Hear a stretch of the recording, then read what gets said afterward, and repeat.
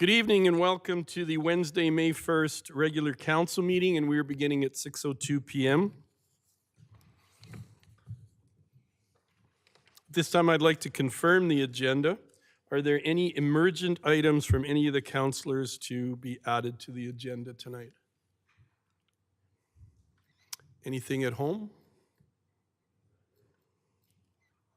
No, thank you. Okay, anything from lead services or admin? Thank you, Worship. Nothing from administration tonight. Thank you. Then I'm looking for a motion to confirm as presented. Councillor Deputy Mayor Langmaid, sorry. Thank you. I'd like to move that council adopt the May 1st, 2024 regular council meeting agenda as presented. Thank you. All in favor? Aye. Thank you. And at this time, I'd like to do our first of the month traditional land acknowledgement. We honor all the many First Nations, Métis, and Inuit whose footsteps have marked these lands for centuries. We acknowledge that the ancestral and traditional lands on which we gather are land of the Blackfoot Confederacy and Treaty 7 territory, a traditional meeting ground for many Indigenous peoples, and in particular our neighbors, Siksika Nation, on whose traditional territory we work, live, and play, and on whose traditional territory we stand and where Strathmore resides. We move now to the public hearing for tonight, 3.1. It's the land use bylaw, amending bylaw number 24-03 regarding 15 Bayside Place. So at this time, I am declaring open the public hearing. We are opening and in session at 6:04 p.m. And this public hearing is being held pursuant to the Municipal Government Act RSA 2000, Chapter M-26, and amendments thereto. Legislative Services. Thank you, Worship. As you stated, the purpose of the public hearing is to discuss bylaw 2403, being a bylaw to amend the land use bylaw number 1411. First reading of this bylaw was given during the April 3rd, 2024 regular council meeting.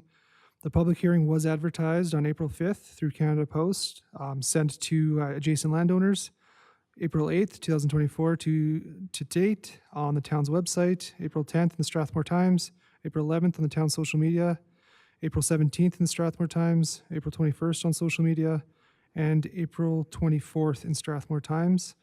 To date, the town received one written submission, and the letter has been circulated to council. Furthermore, there was a written correspondence, a written submission that was handed out to council just prior to the meeting starting as well.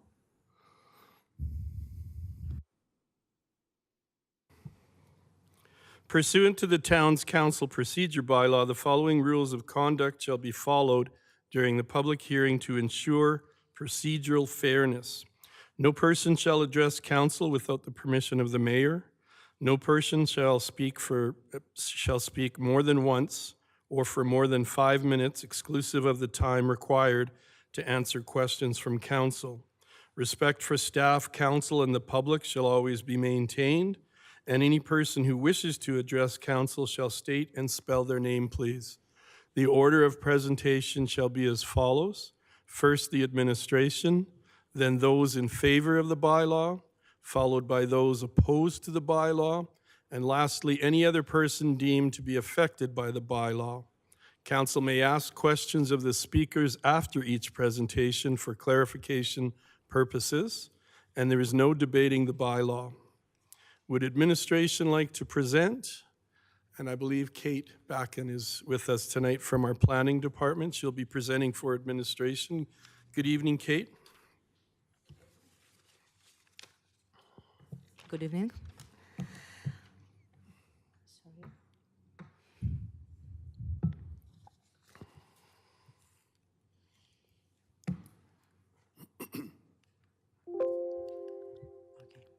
Good evening.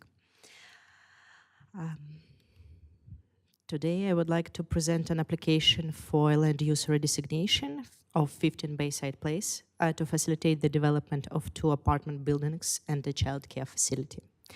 The first reading was held on April 3rd, 2024. The site currently consists of an undeveloped lot with the C1 neighborhood commercial district. Residential uses are not permitted in this C1 district. The land lot surrounded by light industrial, public services, single detached residential, and medium density attached housing districts. The land lot spans an area of 0.54 hectares. While this area was previously regarded as industrial area, the town is experiencing growth and transformation, shifting towards residential functions. This trend is evident from nearby developments starting from 7, 8, and 9 Bayside Place and extending to the current lot.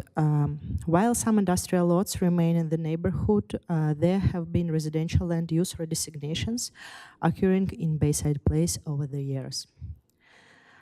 The project comparison a total of 54 apartment units that equaling a proposed density of 100 units per hectares. The building height requirements in the R3 high-density residential district is 40 meters or 4 stories for apartment buildings.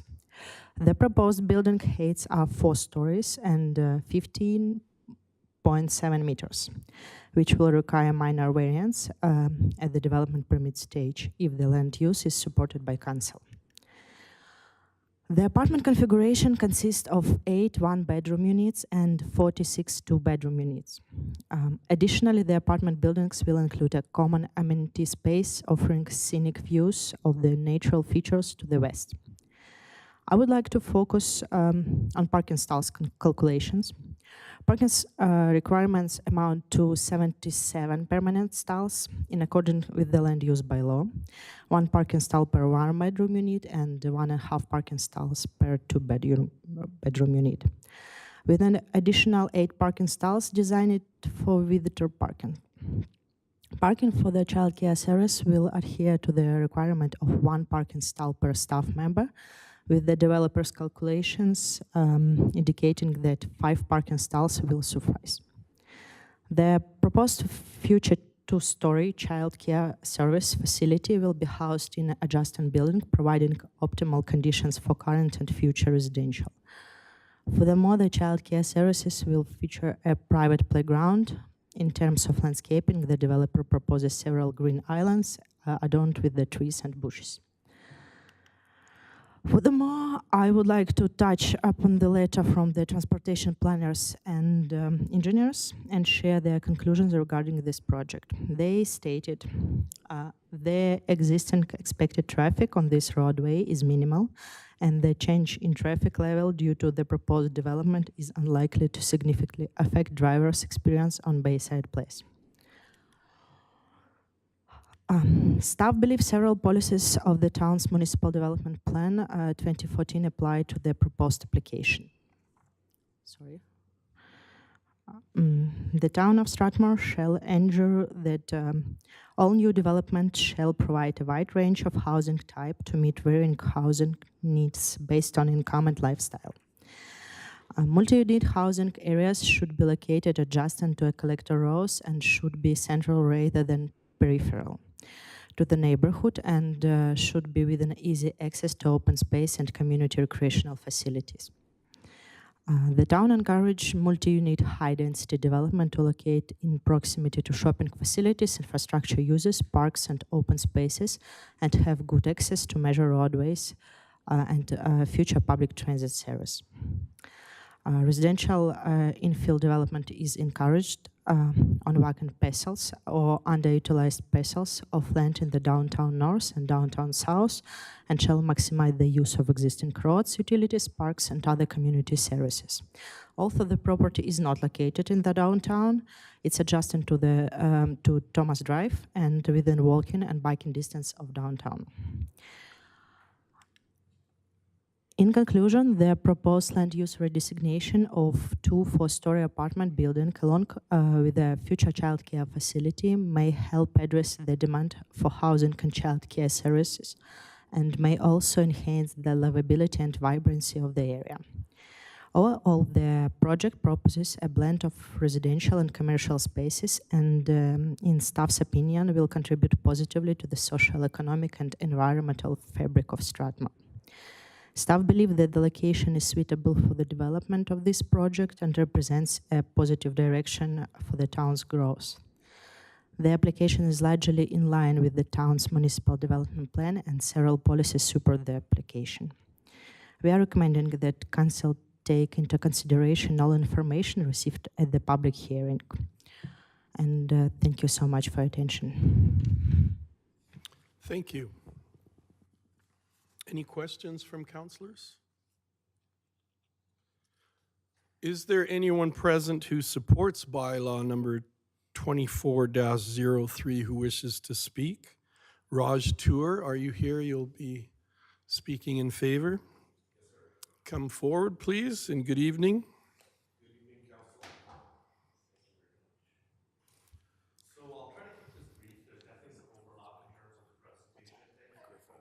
Oh, sorry.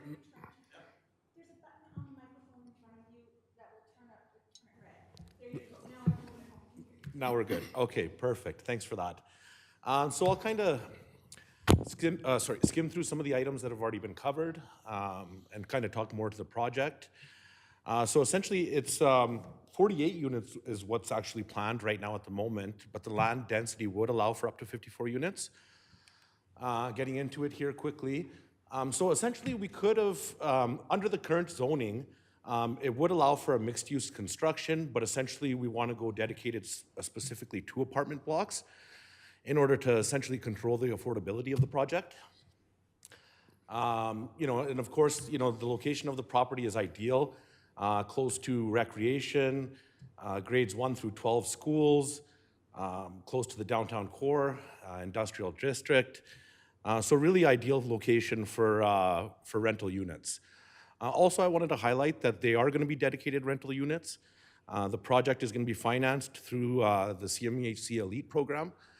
So essentially, it's a 50-year financing project where it's going to be dedicated rentals for the duration of the 50 years. So again, you know, just the building layout there showing the 2 buildings with the childcare facility there as well. Getting into the next one, again, the site plan. We've already taken a look at this here, but we've covered off all the parking requirements. You're basically going to have 6 units per floor, 2 separate buildings with elevators to accommodate accessibility. So a percentage of the units actually are going to be presented to the public at below market rents as well. So it's not going to be low income. But however, between 10 and 20% of the units in both buildings will be presented at below market rents. But that'll be, again, determined by CMHC once that process is completed. So essentially, if we were to initially stick with the initial zoning, we could actually do a combined building. So instead of having separate buildings, you could still do an apartment building with the existing zoning. However, the childcare would have to be incorporated into the apartment building as well as one unit. However, preference is to have them separated out, maintain surface parking in order to keep the affordability there. All the basically design work that's gone into the project and the concept has been in alignment with the social needs study that was completed by the town of Strathmore in 2023, I believe it was. So essentially, the plan here is for us to give affordable rental options here to the people of the town of Strathmore. Give good accessibility to schools, good location for close live, work, walk type of environment. So to date, we have completed an environmental land assessment. Everything came back clear on that, so it's positive for residential development. We also completed a geotechnical assessment to see if the land would accommodate the type of structure that we are presenting. That all came back clear. As mentioned by Kate, the traffic impact study had also mentioned that it would be a relatively low impact and would likely not change current travel situations on Thomas Drive or any of the surrounding roadways.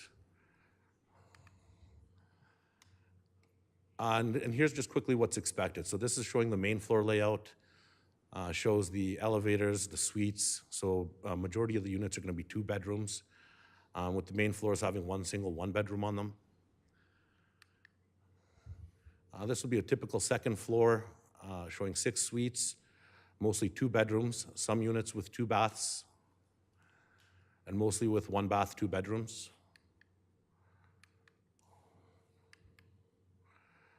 This shows the front layout. This would be the view from inside the parking lot. This would be the back facing the current environmental reserve there. So you get basically 50% of the units are all going to have views of the environmental reserve, which is great. All of the units come with balconies or patios. This would be a side view of the building. So this would be abutting up to Bayside Place, or as well as in between the buildings. This would be, again, the frontage of the second building. We show a little bit of change in siding color here, just to kind of keep the character of the building looking sharp. Again, back view facing the land reserve. Side view, again, this would be facing the, essentially the childcare facility. This is just a basic diagram here. This is most likely to change here as we go further down the development process here. But essentially, we're looking for a childcare facility that would accommodate, anywhere from 40 to 60 children. We have separated it with a private park as well. We think that having a separate building for the childcare facility is definitely more beneficial than having it all as one. This again would be kind of a mock elevation of what the childcare facility should look like. And that'll be it for my presentation today. Any questions? Thank you. Councillor Mitzner. Okay, I have 2 questions. What's your anticipated construction and completion date upon approvals? So we're hoping to essentially be shovel ready here for this fall. Construction will be approximately 16 months from the time we're actually granted our development and building permits. So we're hoping that we're able to start this year. We have kind of already, with the process, with the rezoning here, we have kind of already done quite a bit of the work for the development permit phase of things. So we should be able to, once we've got our approval for the zoning change, we should be able to move into the DPBP stage relatively quickly. So we're hoping for this fall for construction, and again, 16 months from the time of that for completion. And based on how our financing is set up, our lenders have actually advised us that they want us to essentially build all 3 buildings at the same time. Nice. Okay, one more question. Your traffic impact study, did it take into consideration the proposed development for R3 on Bayside number 8? Yeah, I believe we had the same consultants that did the work for that particular project as well. So it kind of, a lot of the information from that previous report carried over into the one that we had completed. Okay, thank you. Thank you, Councillor Mitzner. Any other questions for Mr. Tour? Oh, thank you, Deputy Mayor. Thank you. I just have one question regarding parking for the proposed childcare facility. I see 5 parking stalls for the staff, which makes sense to me. What about for parents as they're coming for pickup and drop off? I'm looking here, I'm not seeing much for turnaround space or something like that for the Right. short-term parking needs. Right, so that's something that we definitely are kind of tweaking right now at the moment to kind of find the best performance for that. So I think once we kind of get further into the DP stage, that we'll have something with a little bit better outlook on that. Perfect, thank you very much. Thank you, Deputy Mayor. One question from me, when I look at the drawings, it looks like the child daycare building is going to be a 2-story building? That's 2 to 3 story. 2 to 3, okay. Yeah. Thank you. Any other questions? Councillor Wiley, I thought you might be moving for a question, but no? Okay. Thank you, Mr. Tour. We'll carry on with the rest of the public hearing. Excellent, thank you very much for your time. Thank you. Is there anyone present who opposes bylaw number 24-03 who wishes to speak? And if you come forward, could you please state and spell your first and last name for the minutes? Good evening.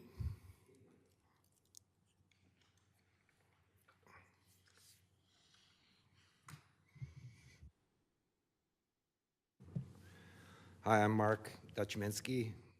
I own Mark's Dent Repair at 14 Bayside Place. And with this development, we've been at 14 for a long time, okay? I won't get into how it will affect everybody, and especially my business as well. there, traffic-wise. And the gentleman who just spoke that did, their own traffic assessment, well, I'm there every day, and I can give you a traffic assessment of year to year, how much traffic has been going on Thomas Drive. It's obviously a school route, high school gets out, it's unbelievable traffic. So the gentleman with their traffic assessment, in my mind, is totally wrong. And obviously with the daycare, as he stated, the picking up and dropping off, the traffic will increase unbelievable, and into Bayside Place, and that will affect all of us at 14, unbelievable, right? And there's another thing, as handed out, will the sewer mains, all the infrastructure that's there, handle that? No more than a few years ago, we had to, the owner had to prove there was a sewer blockage out into the street, and we had to, put a camera to prove that it was a blockage, from the town. So with the apartments down the street, and now with this, can the system handle that, right? Was that taken into effect? So that's, another thing, that would greatly, so, and back, again, we've been there for a long time, right? And like, I can speak for everybody else at 14, that really, through construction, through, again, the traffic, through the parking, and there's going to be a ton of parking that's going to be going on Thomas Drive. Like, there's no way ifs and about it. So, we really strongly oppose this development. We are not opposed to development. It's, in our minds, it's a wrong spot for this to go forward.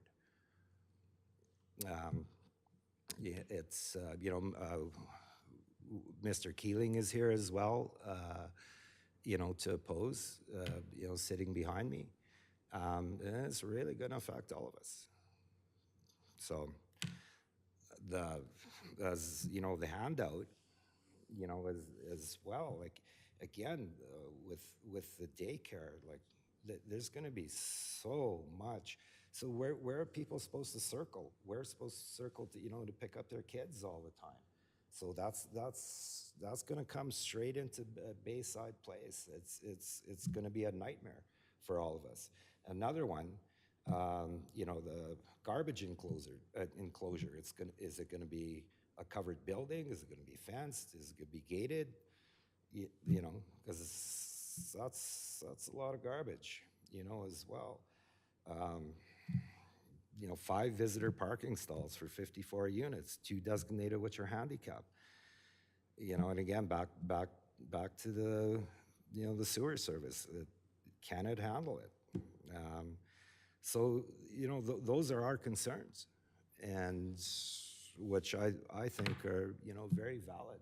So I really hope council really thinks about this, of all of us at 14, and of course down the road, at Sagewood, that be affected. So we strongly oppose this development at that space.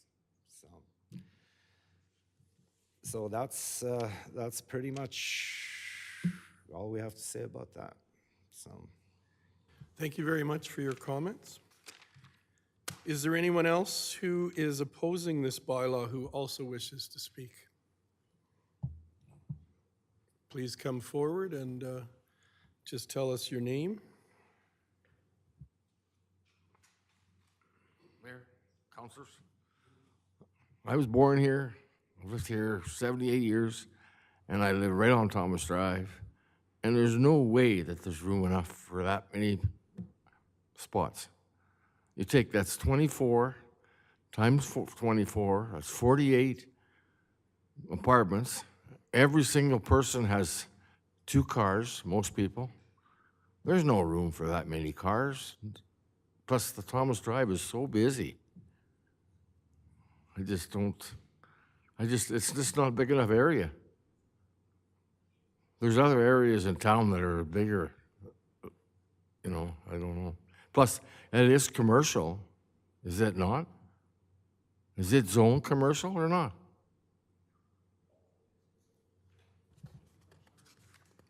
Yeah, it was commercial light. Is that correct, Kate? Debbie knows, and she's lived here all her life too. It's light commercial right now. Pardon me? It's light commercial right now. That's the existing zoning. Okay. Neighborhood commercial. So. Anyway, that's about all I got to say. I didn't know how big of the buildings were until I come tonight, and it ain't feasible that I can see, especially on that busy road. But, okay, thanks. Thank you. Is there anyone present deemed to be affected by bylaw number 24-03 who wishes to speak?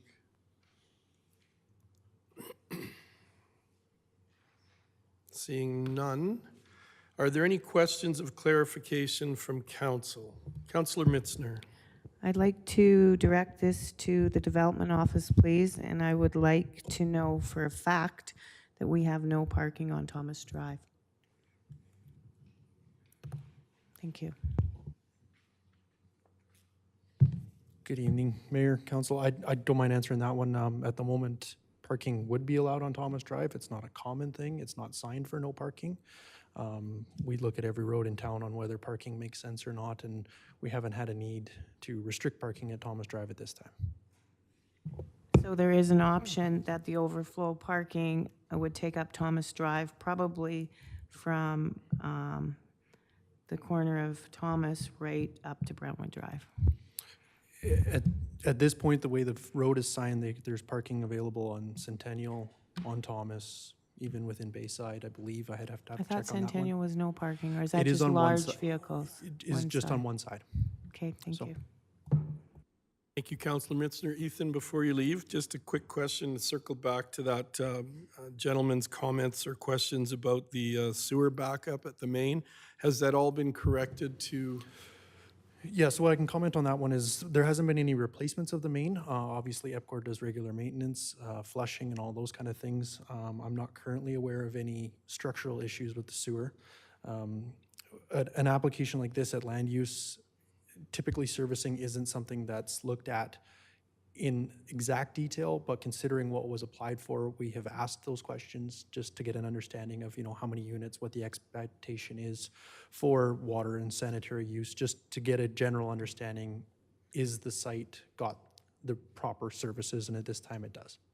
Okay, and then there was a question about the sanitary connection at Bayside. Is the main pipe big enough? Yes. Okay, thank you. Any questions for Ethan while we have him at the mic, other than those? Thank you. Chuck and Kate, I have a couple of quick questions for you, just for clarification. Just a question about the parking stalls. 1.5 per 2-bedroom, is that a typical standard? 1.5 allotted for a 2-bedroom and 1 for a 1-bedroom? Yes. Okay, thank you. And the visitor parking stalls, do you folks feel that that's enough? The 5 visitor stalls for the 54 units? No, 2 are handicapped? five stalls for childcare For facility. childcare facilities? This is developer's calculation, and we will check it Okay. on development permit stage. Okay, thank you. Does anyone else have any questions for our planning department while I have them trapped at the mic? Seeing none, thank you very much. And are there any other questions from any of the councillors here or at home? Seeing and hearing none, I will close the public hearing for bylaw number 24-03, being a bylaw to amend land use bylaw number 14-11 at 6:32 p.m. And just as a comment, just so that everybody understands how the public hearings work, following the public hearing being closed, there can be no further comments on items that have been covered in the public hearing. So I will declare it closed. And we move now to the regular council meeting agenda. And the public hearing will be back later in the meeting. Sorry, the bylaw will come back later in the meeting. So we have no public comments tonight, I believe, Veronica or Jonathan? No delegations tonight other than the ones who came for the public hearing. And that brings us to item 6, the consent agenda. Are there any items from the consent agenda that any of the councillors would like to see removed and dealt with individually or separately to the consent agenda? Councillor Peterson. Oh, okay, we have a motion then coming. Councillor Peterson? Your Worship, I would move that council adopt the recommendations of the following agenda reports by an omnibus motion.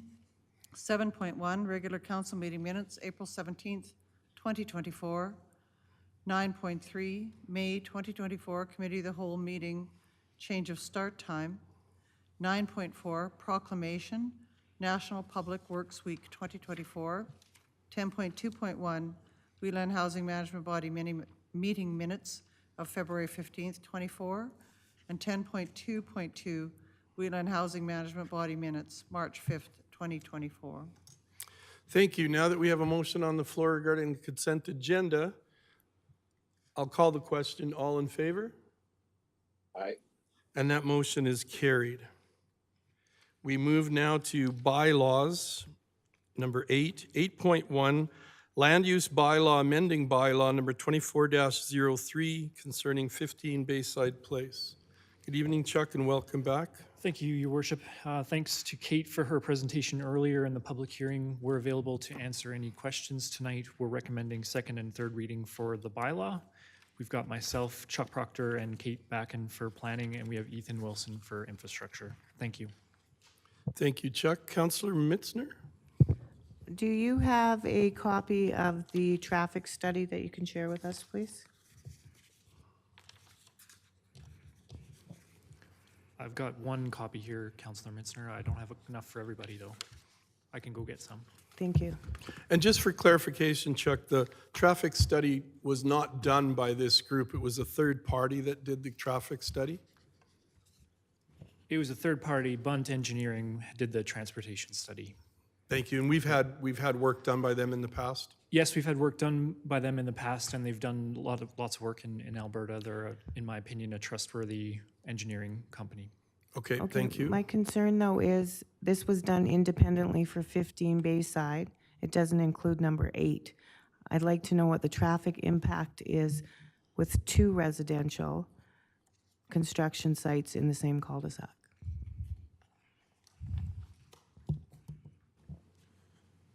So we were contacted by Bunt before they completed that study and discussed with them the scope of work. And so what we'd asked for them to do is consider the current developments that are there, plus I believe it's 9 Bayside Place, which was approved about 6 months ago, and this development all at the same time. So the letter encompasses existing as well as if 9 was already constructed, and also considering 15 being added to that as well.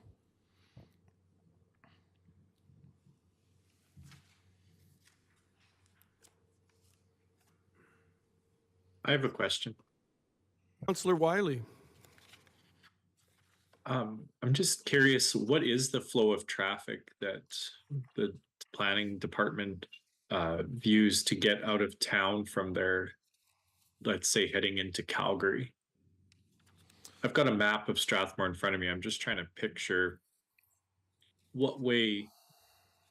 So, Your Worship, to you, Councillor Wiley, from that site, I mean, under its original use, when I look at it, when it was purely in an industrial area, there was a truck route, and the truck route went down Centennial Drive to the east, and it went up Thomas Drive to the north. and then that's how you would access Highway 817.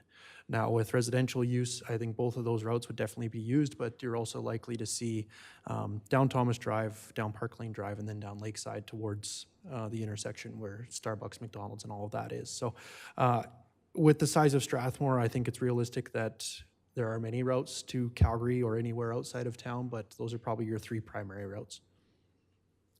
And so when Bunt Engineering Firm takes a look at this, they're considering the traffic increase at the intersection that we've just installed the traffic lights, the Starbucks McDonald's intersection.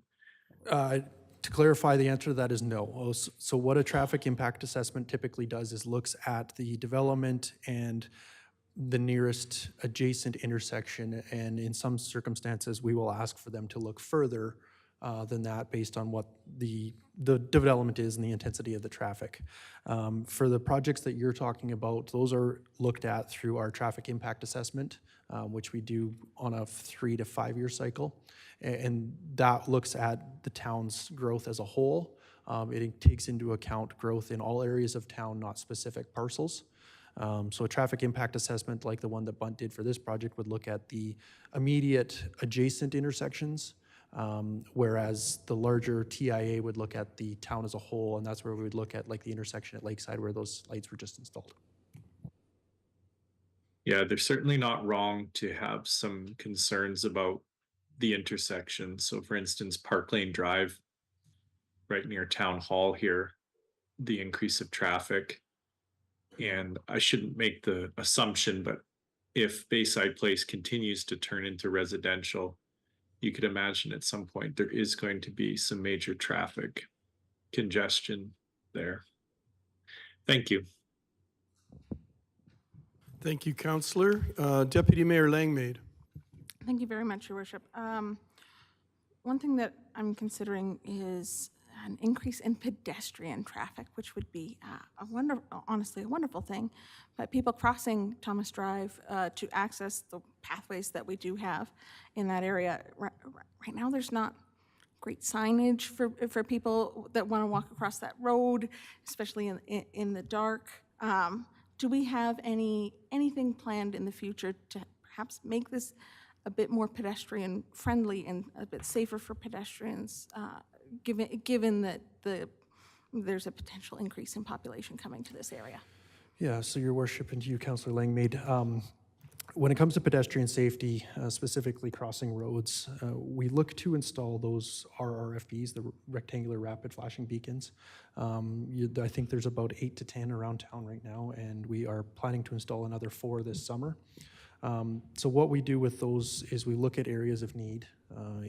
Should this development occur, the area of need would increase for the location like this. So at the moment, no, you're correct, there is not one at that location, but it's definitely something that would get looked at once the development occurs. Thank you very much. Councillor Mitzner. So if I can hand this back to you and you can explain it to me, because right now it says daily 9 Bayside Place, 600 trips per day.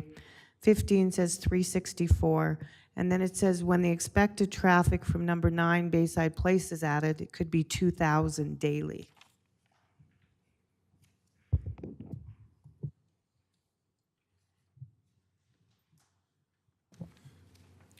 Yeah, so when it comes to a traffic study, a lot of times what we got to look at is not the daily numbers, but the peak numbers.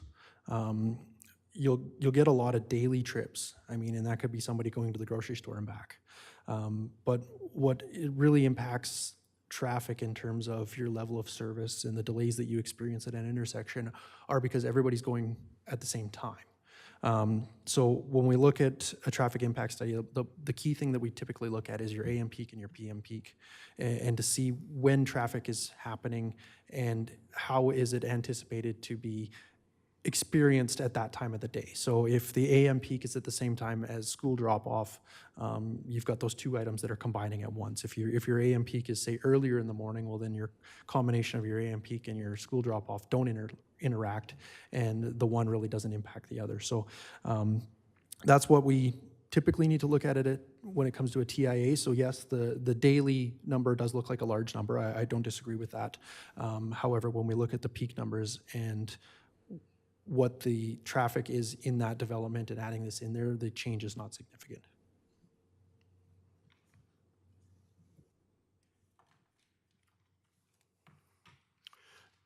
Ethan, Thomas Drive is considered a connector, is it not? It was, I mean, we've tried to divert traffic from Center Street to Thomas because there's much more stop and go and much more compact housing on Center Street. Your worship, that is correct. You know, in Strathmore, it's hard to say we have an arterial roadway. In the city of Calgary, an arterial roadway would be your larger, you know, Crowchild Trail and that kind of stuff. You know, in Strathmore, the biggest roadway we have is like a collector roadway. So that's what I would classify Thomas Drive as.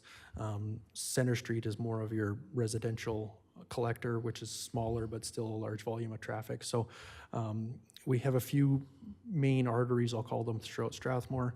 Thomas Drive is definitely one. Centennial would also be one we would consider. Thank you. And I'm just trying to think aloud. I know there's some concerns about the potential location of this, but I'm trying to think where in Strathmore you could put something like this other than on a major connector like Thomas or Centennial. Centennial is a straight shot to Freeman, and then you're on the Trans-Canada. So as far as locations, this there's pros and cons to anything, but these are two major collector roads, arterial roads. Any other comments or questions? Councillor Montgomery. Yeah, thank you very much. So I just have a question for administration, but I think it might have to be in camera. So, and I hate to do that, but I hesitate to ask this in public.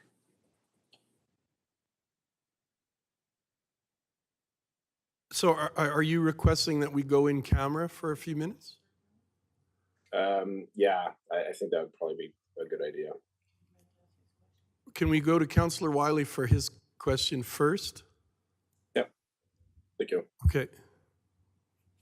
Well, my question was, it sounded like we were heading into debate, so I was going to put the motion on the floor, but if Okay. Councillor Montgomery would prefer to do in camera. I guess, Councillor Montgomery, I'm looking for some clarification. Would it be better if Councillor Wiley put his motion, and then would you be able to provide the section number that would pertain to this? Sorry, we have Mr. Scoble, our CAO. To the chair, it would be appropriate to withhold the motion at this point, but to go in camera, there needs to be, you know, you're asking us to pick a clause. We have no idea. Like if Councillor Montgomery could give us some generality of the nature of the topic. Yeah, just to do with land. Sorry? Like it's to do with land and the use of land in the area.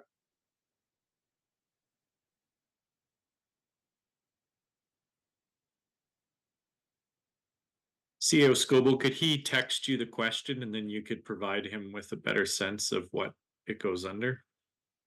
Yeah, I mean, there is a section under FOIP for land, but if he could, yeah, maybe email me or text me, we can take a look at Yeah, it. why don't we have a motion for a quick recess? Sure. Your worship, I would move for a 5-minute recess, your worship, would that be Sure. sufficient?